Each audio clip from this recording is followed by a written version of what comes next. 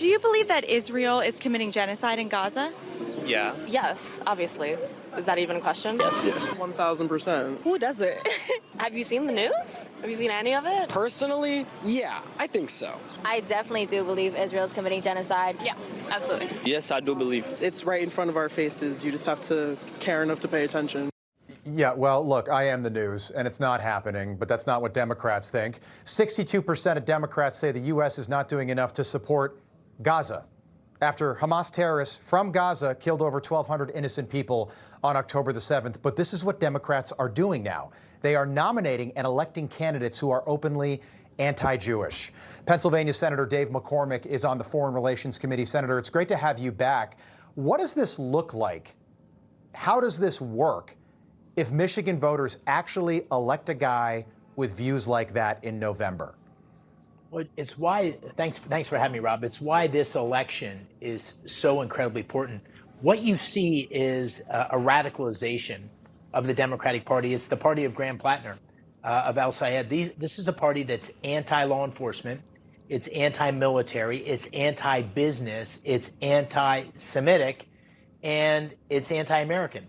And that's what the policy agenda is. And because of that, they are appealing to a radicalized part of the Democratic Party, but the mainstream part of the Democratic Party, because it's not been able to show the moral courage that my fellow Pennsylvania Senator John Fetterman has been basically gravitated to embracing this. And if this flawed, deeply flawed, immoral ideology takes leadership in our country, either in the majority in the House or the Senate or in the White House, God forbid, in 2028, it's going to be devastatingly bad for our country. Many of these ideas have, I thought, were in the dustbin of history. Socialism, communism. I was a soldier during the Cold War.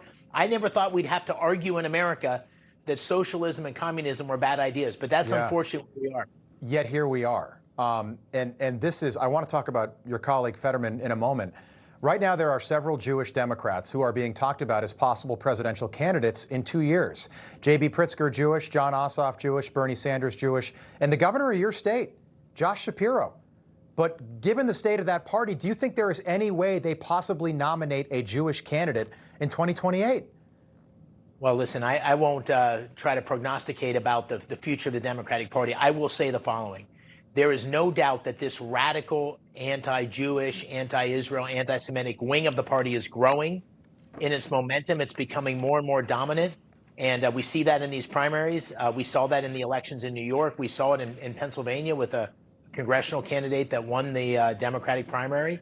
This is really a terrible day for America. And it's not about policies so much. It's about an ideology that will really destroy our country. And, this Al Sayed is associated himself with people that say explicitly, we deserved what we got on 9/11. This is the kind of craziness. It's anti-American, and I hope and pray that the American people will see through that and vote in the right way in November. I do too. I think you could probably argue that Kamala Harris did not choose Josh Shapiro as her running mate because of his religion 2 years ago. I want to ask you about John Fetterman. I know that you are doing a lot of fundraising with your colleague in the Pennsylvania Senate. He's a Democrat, you're a Republican, so that's unusual. Do you think there's a chance, and I know that everybody asks you about this, but he voted with Republicans 160 times last year. That's the most of any Democrat in the Senate. Do you think there's any chance after the midterms he leaves the Democrat Party? Well, listen, part of our friendship is that we always start by saying what's best for Pennsylvania. And I say over and over again, listen, John, I never want you to do anything that's bad for you. He votes with the Democratic Party. But that would be the best thing for Pennsylvania, that he becomes a Republican, right? Yeah. Well, listen, I think he's been a great voice for Pennsylvania. I think one of the things that's just come clear to me is, as much as I think we've done in the last 18 months together in the Senate, people come up to me in airports all the time and say, the thing I really appreciate is the way you and John Fetterman have put aside your differences to work for Pennsylvania. And that doesn't mean we don't have differences. We vote in opposite ways a lot of the time. Right. But every conversation starts with mutual respect, appreciation. I trust him. I like him. He trusts me. He likes me. We're looking for ways to work together. And that spirit, honestly, it's what Pennsylvanians expect. I can't speak for other states, but people want that from us. And I feel lucky to have him as my partner. And I wish him nothing but the best, and I hope he continues to be an important voice for Pennsylvania and America as far as the eye can see. But Senator, just any chance he switches parties? Yes or no?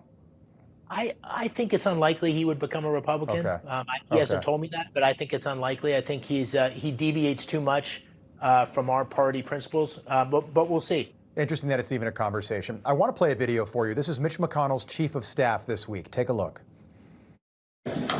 Sir, is Senator McConnell going to put out a video? Why hasn't he done that yet? Did he auto-pen that document? The letter that was sent out? Was that auto-pen, or did he actually sign it, sir? Okay, so we've gotten this. This is now day 53, Senator. I'm wondering if you've spoken to McConnell at all. If not, what is your message to the conspiracy theorists out there who are wondering, and I bring this up because I called this out when it was Joe Biden for 4 years, and now all of a sudden nobody's talking about Mitch McConnell. I thought that question about the auto pen was revealing, because I wish the reporters had been that aggressive across the board on Joe Biden, as aggressive as you were. Listen, this is a delicate balancing act. Here's what I'd say. I think, and we had this in New Jersey with the congressman there and so forth. There is this balancing act where you want privacy. If someone's going through, some sort of health issue, you want them to be able to work through that and with some degree of privacy. You shouldn't have to give all that up for public office. But at a certain point, you also have the obligation of transparency. Right. And that's a real balancing act. And so, Senator Thune had said recently, just in the last couple of weeks, that he had a long conversation with Senator McConnell. I know he's been in touch with him. I don't know when he's expected to come back. I'm told from others that have talked to him that he's very active, but is waiting until he thinks he can deal with this physically. Yeah. But I do think in the not too distant future, whether it's Senator McConnell or anybody, you got to sort of come clean. And to go back to John Fetterman, it's one of the things I appreciated most about him when he had some mental health challenges after his stroke, and he talked about it. And he said, "Listen, here's what's going on. I'm going through treatment for mental health," and he came out of it. And I think people appreciate that. So. I think we got to balance it carefully. It's a very private thing, but the voters need transparency sooner rather than later. Great answer, Senator. Most members of Congress and the Senate that I have on won't touch this topic. I don't know why. I think the people of Kentucky, and not to mention, you need his vote. You need his vote on Capitol Hill, and he's been gone 53 days. Just like a video saying, hey, I'm rehabbing, I'm going to be back. I think people would be fine with that. Senator Dave McCormick, appreciate all your time. Appreciate you being here. Thank you. Thank you.